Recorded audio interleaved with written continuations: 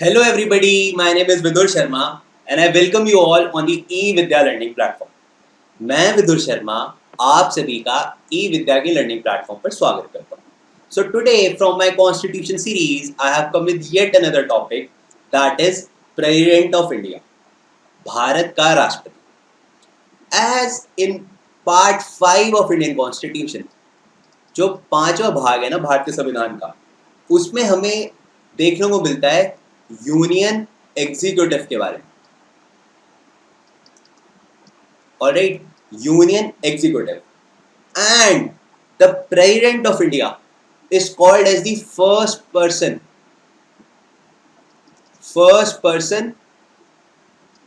of the country.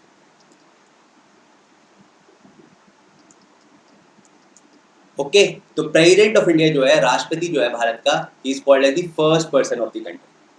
ये जो भाग 5 है, जो यूनियन एग्जीक्यूटिव है, इसमें हम पढ़ते हैं अनुच्छेद आर्टिकल 52 से लेके आर्टिकल 78, अनुच्छेद 52 से लेके अनुच्छेद 78. Alright, as you all know that India is the parliamentary system of government. India क्या है? एक संघ प्रणाली है. Alright, so here we generally have two heads. तो यहाँ पे दो हेड होते हैं. एक होता है जिसे हम बोलते हैं de jure head. De jure head basically होता है नॉमिनल हेड, जो नॉमिनल पोजीशन होल्ड कर रहा है. ऑलराइट, एक होता है डी फैक्टो हेड. ये de jure and de facto words are legal words. De facto head means जो क्या है, जो रियल हेड है. ये जो डी जूरे हेड है या जो नॉमिनल हेड है, इंडिया के कंटेक्स्ट में इसे ही हम बोलते हैं हेड ऑफ स्टेट या हेड ऑफ कंट्री, इंडिया का हेड.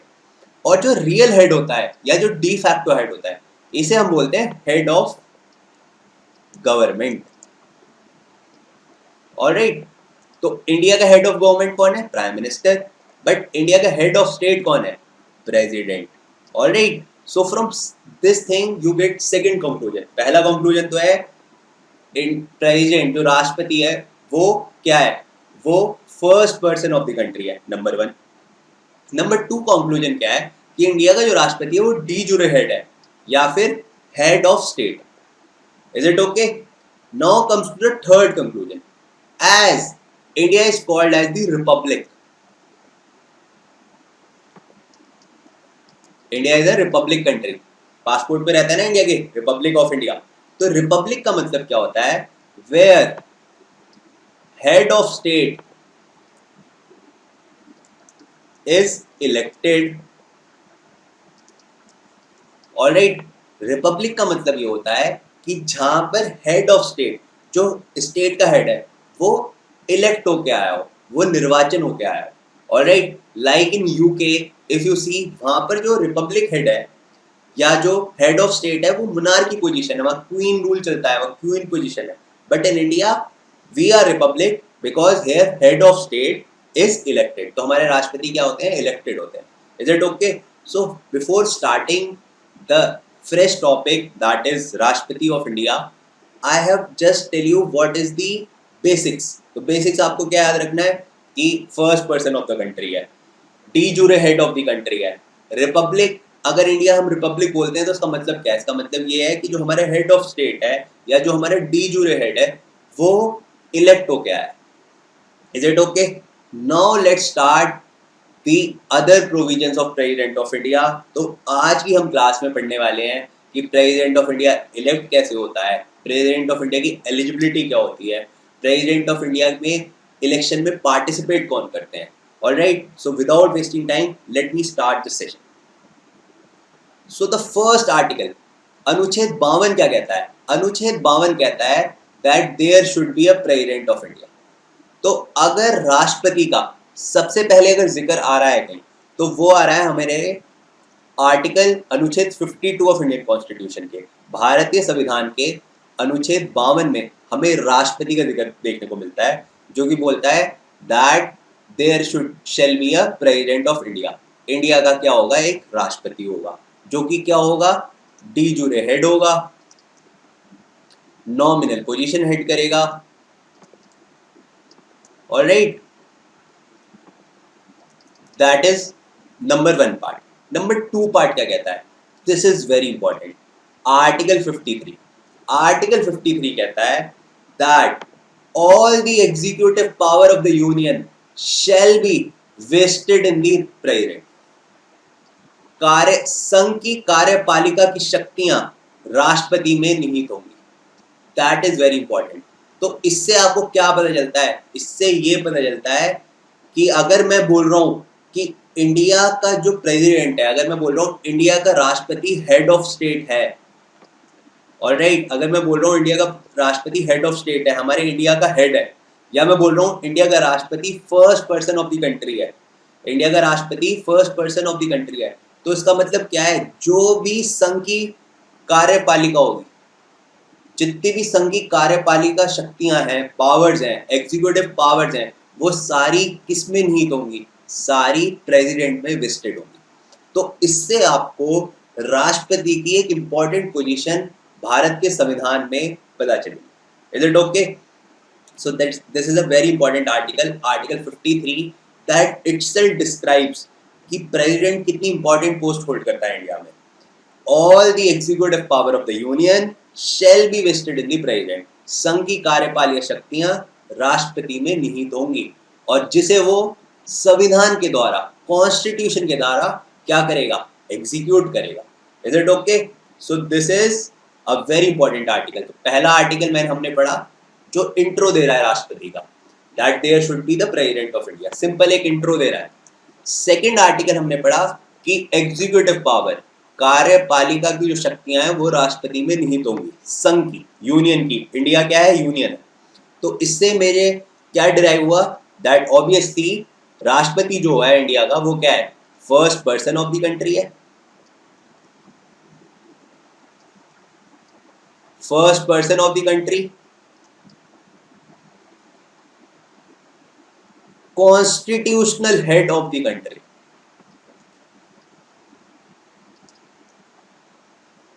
संवैधानिक जो हेड है भारत का वो भी कौन है? राष्ट्रपति है. क्यों? क्योंकि भारत की कोई भी संघ की कार्यपालिका शक्ति से रिलेटेड जो पावर एग्जीक्यूट करेगा, ठीक है, जो भी एग्जीक्यूटिव पावर फॉर एग्जीक्यूट करने वाला है, किस में वेस्टेड है? वो राष्ट्रपति में वेस्टेड है. इसीलिए वो कॉन्स्टिट्यूशनल हेड भी है भारत का. Is it okay? तो दीज टू आर्टिकल्स से आप रिलेट कर पा रहे हो. तो first is about intro, second is about his executive power. Now let's move forward towards article 54. Article 54 बात करता है राष्ट्रपति के चुनाव, इलेक्शन ऑफ द प्रेसिडेंट. तो सबसे पहली चीज मुझे दिमाग में आती है कि यार इलेक्शन जो होता है राष्ट्रपति का, उसका इलेक्टोरल कॉलेज क्या होता है, यानी कि उसका निर्वाचक मंडल क्या होता है कि कौन लोग राष्ट्रपति के चुनाव में वोट कर सकते हैं. सो 3 categories of people vote in the election of the president. सबसे पहले elected member of both the house of parliament. आपको पता है ना हमारे संसद में 2 हाउस है, एक राज्यसभा है, एक लोकसभा है. तो उनके इलेक्टेड मेंबर, ठीक है, जो इलेक्ट हो गए हैं, कैचवर्ड पकड़ना है आपको, इलेक्टेड, निर्वाचित जो मेंबर्स हैं वो वोट कर सकते हैं. पहली चीज. सेकंड चीज कौन सी है? Elected member of state legislative assembly. Elected member किसके? जो राज्य की लेजिस्लेटिव असेंबली होती है ना, राज्य की विधान सभा जो है, उसके इलेक्टेड मेंबर वोट कर सकते हैं. Second point. And number 3, elected member of Delhi and Puducherry. Delhi और पुडुचेरी के जो इलेक्टेड मेंबर है, जो दिल्ली और पुडुचेरी की जो विधानसभा है, उनके जो मेंबर है वो राष्ट्रपति के चुनाव में क्या कर सकते हैं? वोट कर सकते हैं. अब आपको 3-4 कैचवर्ड्स याद रखने हैं. कैचवर्ड्स आप क्या याद रखोगे? मैंने बार बार एम्फेसाइज किया है किस पर, इलेक्टेड मेंबर पर, elected member of both house of parliament, elected member of state legislature, Vidhan Sabha जो होती है राज्य की, elected member of Delhi and Puducherry. तो ये बार बार मैं एम्फेसाइज इसलिए कर रहा हूँ इलेक्टेड मेंबर्स पर, क्योंकि जो हमारा पार्लियामेंट होता है ना, जो संसद होता है, उसमें बहुत से मेंबर नॉमिनेट भी होते हैं, ठीक है, जो डायरेक्ट राष्ट्रपति के द्वारा नॉमिनेट होके आते हैं। तो वो लोग वोटिंग नहीं करते राष्ट्रपति के चुनाव में, या मैं बोलूं कि वो लोग राष्ट्रपति के निर्वाचक मंडल का हिस्सा नहीं होते। ये आपको कैचवर्ड याद रखना है, बिकॉज एग्जाम में जब ट्विस्ट होकर क्वेश्चन आता है तो वहां कंफ्यूजन क्रिएट हो जाती है। तो पहली चीज आपको याद रखना है दैट नॉमिनेटेड मेंबर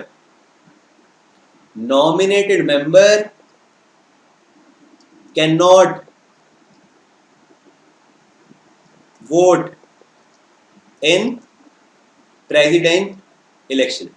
और आई कैन से कि यार जो नॉमिनेटेड मेंबर होते हैं उनके पास राइट ही नहीं है वोट करने की, ठीक है, राइट ही नहीं है, क्योंकि वो उसके निर्वाचन मंडल का हिस्सा ही नहीं है, इलेक्टोरल कॉलेज का हिस्सा ही नहीं है। नंबर 1 पॉइंट आपको याद रखना है। सेकंड आपको याद रखना है, वैसे तो यूनियन टेरिटरी प्रेसिडेंट के इलेक्शन में पार्टिसिपेट नहीं करती, बट दिल्ली और पुडुचेरी में क्योंकि वहां पर स्टेट लेजिस्लेचर होता है, वहां पर राज्य की विधानसभा भी होती है, तो इसीलिए दिल्ली और पुडुचेरी के इलेक्टेड मेंबर भी क्या करते हैं, पार्टिसिपेट करते हैं। Is it okay? तो अगर क्वेश्चन आए एग्जाम में कि भाई राष्ट्रपति के चुनाव में कौन कौन लोग वोट कर सकते हैं, या उसका जो इलेक्टोरल कॉलेज है या उसका जो निर्वाचक मंडल है उसमें कौन कौन लोग पार्टिसिपेट कर सकते हैं, तो पहले पॉइंट पे elected member of both the house of parliament, Rajya Sabha और लोकसभा। तो इसमें आपको मैंने क्या बताया, आपको याद रखना है नॉमिनेटेड नहीं करते, नंबर 1। सेकंड बात, elected member of state legislative assembly and elected member of Delhi and Puducherry. अब इसमें आपको दूसरी बात क्या याद रखनी है, दूसरा कैचवर्ड क्या याद रखना है। देखो हमारे राज्य में भी क्या होता है, एक होता है लेजिस्लेटिव असेंबली जिसे बोलते हैं विधानसभा, और एक होता है लेजिस्लेटिव काउंसिल जिसे बोलते हैं विधान परिषद। तो आपको क्या याद रखना है कि जो विधान परिषद के लोग हैं, लेजिस्लेटिव काउंसिल के जो लोग हैं, वो भी क्या करते हैं, वो भी भैया निर्वाचन मंडल का हिस्सा नहीं होते हैं। तो आपको दूसरा कैचवर्ड ये याद रखना है कि सिर्फ जो राज्य की लेजिस्लेटिव असेंबली है, जो राज्य की विधानसभा है, सिर्फ वही लोग निर्वाचक मंडल में राष्ट्रपति के आते हैं। और ये बात हमें कौन से अनुच्छेद में पता चलती है, ये बात हमें आर्टिकल 74 में पता चलती है। Is it clear? So that's why time and again I have pointed out this word elected elected elected. तो याद रखना है आपको निर्वाचक लोग, ठीक है, नॉमिनेटेड नहीं। Is it okay? Now let's move forward. अब थोड़ा आगे चलते हैं। Now this is the value of votes, कि जो मेंबर ऑफ पार्लियामेंट है उनका बेसिकली वोट शेयर क्या बनता है। तो value of vote of MP क्या बनता है, total value of votes of all MP of all state, जितने भी राज्य हैं उनके मेंबर वोट एमएलए हैं, मेंबर ऑफ लेजिस्लेटिव असेंबली है, वो सारे काउंट होंगे, plus total number of the elected members of the parliament, कितने टोटल चुन के आए हुए मेंबर हैं पार्लियामेंट में। तो उससे रेशियो निकाल के एक एमपी की वोट का पता चल जाता है कि एक मेंबर ऑफ पार्लियामेंट की वोट कितना वेटेज रखती है। Is it okay? तो ये फॉर्मूला आपको याद रखना है कि total value of votes of all MLA of all state, जितने भी राज्य हैं उनके जितने भी एमएलए हैं, मेंबर ऑफ लेजिस्लेटिव असेंबली है, उनका total value vote divided by total number of elected members, कितने टोटल इलेक्टेड मेंबर हैं कहाँ पर, हमारे पार्लियामेंट में। तो total number of elected member parliament की मैं बात करूंगा तो दोनों मेंबर देखे जाएंगे इसमें, लोकसभा के भी राज्यसभा के भी, क्योंकि पार्लियामेंट की बात हो रही है। Is it okay? तो this is how we can get a count of vote of MP, member of parliament की वोट का हमें पता चलता है, क्योंकि इलेक्टोरल कॉलेज में क्या है, इलेक्टेड मेंबर है ना, elected member of both house of parliament. तो अब इलेक्टेड मेंबर हैं बोथ हाउस ऑफ पार्लियामेंट के, तो उनकी परसेंटेज, एक मेंबर ऑफ पार्लियामेंट की अगर मुझे वोट रेशियो निकालनी हो तो मैं कैसे निकालूंगा, total value of votes of all the MLA, जितने भी अलग अलग एमएलए हैं सारे स्टेट्स के जो आए हुए हैं उनका वोट्स प्लस कितने इलेक्टेड मेंबर हैं पार्लियामेंट में, तो जितने टोटल इलेक्टेड मेंबर हैं वो. Is it okay? Now let's move forward. Now value of votes of MLA, member of legislative assembly, वो हमने मेंबर ऑफ पार्लियामेंट के निकाला, यहां हम किसका देख रहे हैं? Legislative assembly. तो लेजिस्लेटिव असेंबली के कौन कौन से मेंबर वोट कर सकते हैं? Elected member of both house, elected member of state legislature assembly. सिर्फ लेजिस्लेटिव असेंबली के ही लोग वोट कर सकते हैं, काउंसिल के नहीं करते. इंपॉर्टेंट. तो इसका क्या फॉर्मूला आपको याद रखना है? टोटल पॉपुलेशन ऑफ स्टेट, राज्य की कितनी पॉपुलेशन है, और total value of elected member in the state legislative assembly into 1/1000. ये थोड़ी ऐसी चीज है कि आपको थोड़ा फॉर्मूला है तो थोड़ा याद करना पड़ेगा, बट आपको मैंने कंसेप्ट बताया कि इलेक्टोरल कॉलेज जो निर्वाचक मंडल है उसमें कौन लोग पार्टिसिपेट करते हैं वो आप ध्यान रखें. Is it okay? ये थोड़े फॉर्मूले you have to look it, ये थोड़ा आपको पढ़ना पड़ेगा. So now let's move forward. Now comes article 55, अनुच्छेद 55. अनुच्छेद 55 बात करता है that manner of the election of the president, कि राष्ट्रपति का जो चुनाव है वो कैसे होता है. तो पहली चीज आपको याद रखनी है दैट प्रेसिडेंट ऑफ इंडिया, राष्ट्रपति जो है वो इनडायरेक्टली इलेक्ट होता है. Indirectly elected, that is a very catch word. देखो, एक बात होती है डायरेक्टली इलेक्टेड, एक होता है indirectly elected.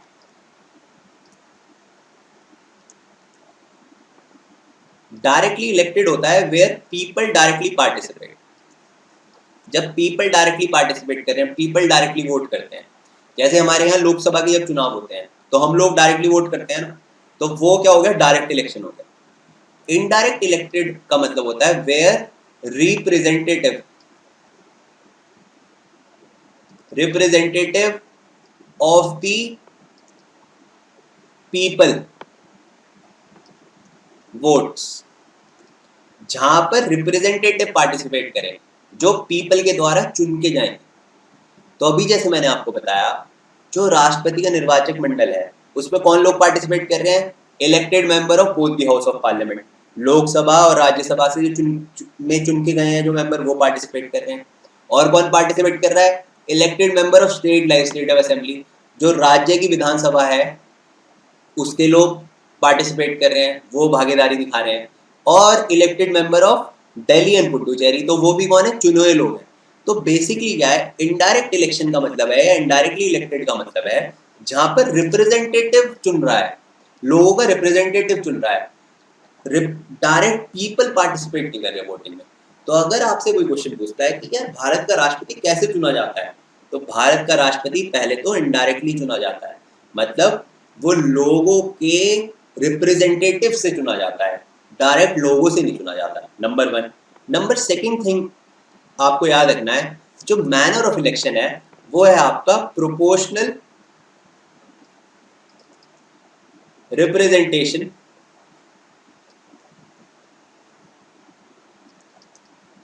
via means of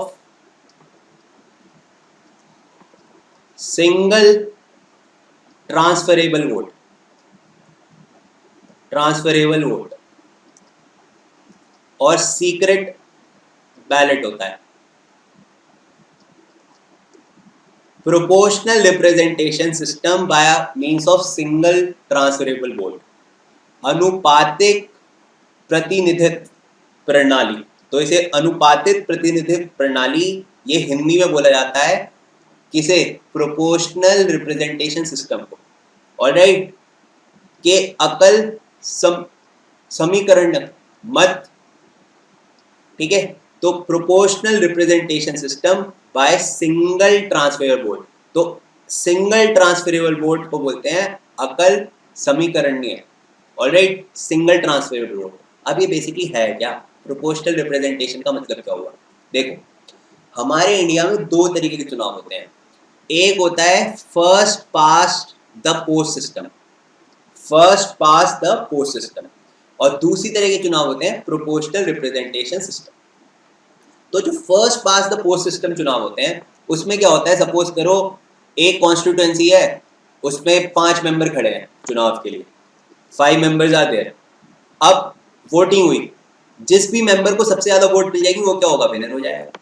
simple, first pass the post system, जो भी सारे मेंबर से ज्यादा वोट ला रहा है, फर्स्ट पास द पोस्ट कर रहा है, वो जीत रहा है, नंबर 1।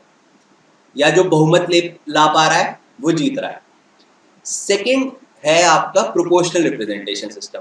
प्रोपोर्शनल रिप्रेजेंटेशन सिस्टम क्या होता है, where seats are allotted as per the population. जनसंख्या के आधार पर सीटों को विभाजित कर दिया जाता है। ऑलराइट, जैसे सपोज करो ये कोई एक स्टेट है, मैं वहां पे जनसंख्या के आधार पर सीटों को विभाजित करूं।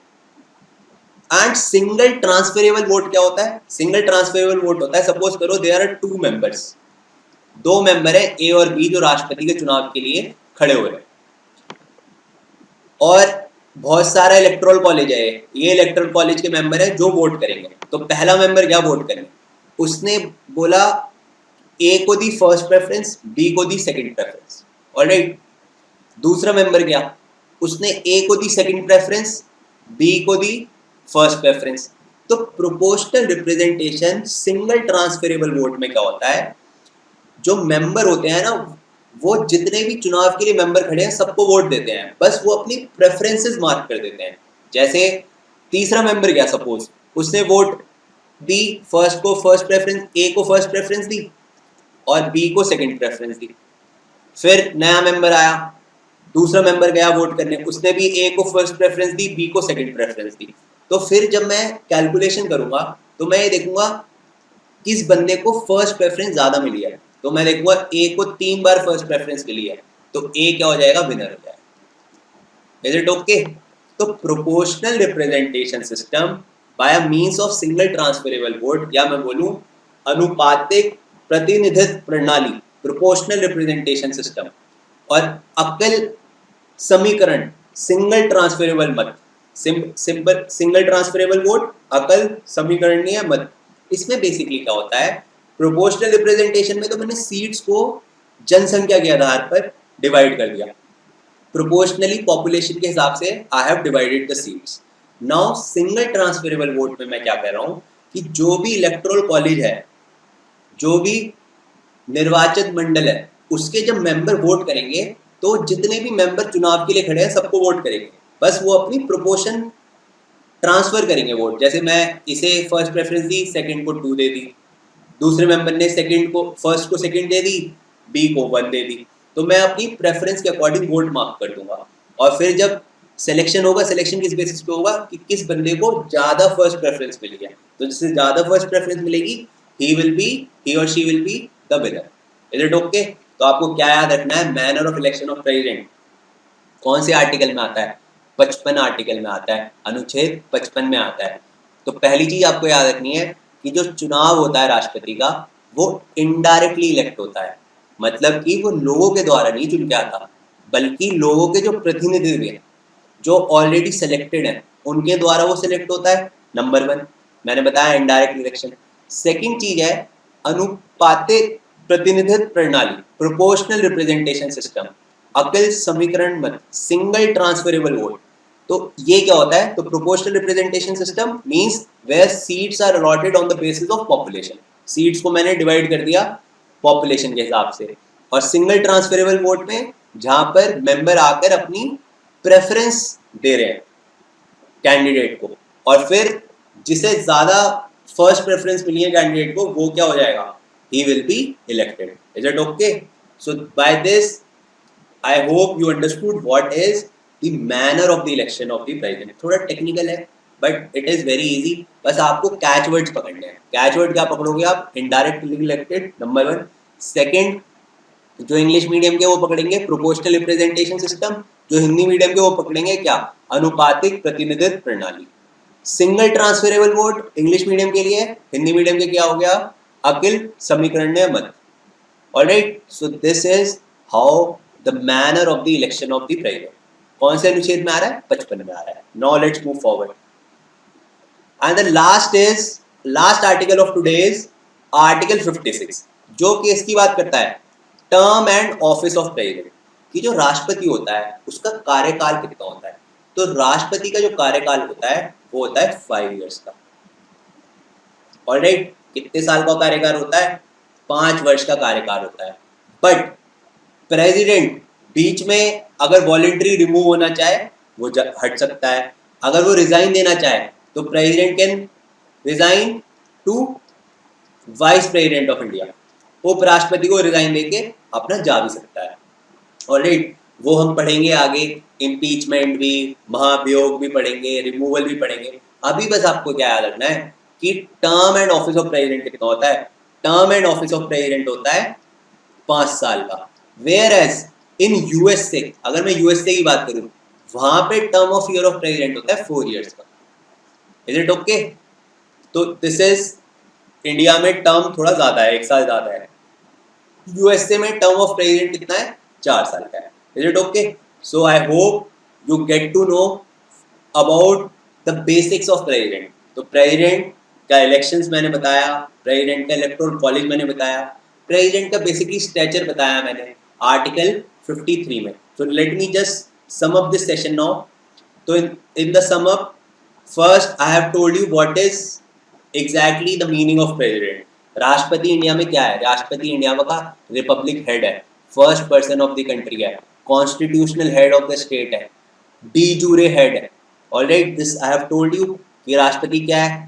उसके बाद हमने कुछ बात करी अनुच्छेदों के द्वारा, जैसे अनुच्छेद 52 में, आर्टिकल 52 में आई हैव टॉक्ड अबाउट कि इंट्रो है प्रेसिडेंट का, there should be the president of India, number 1।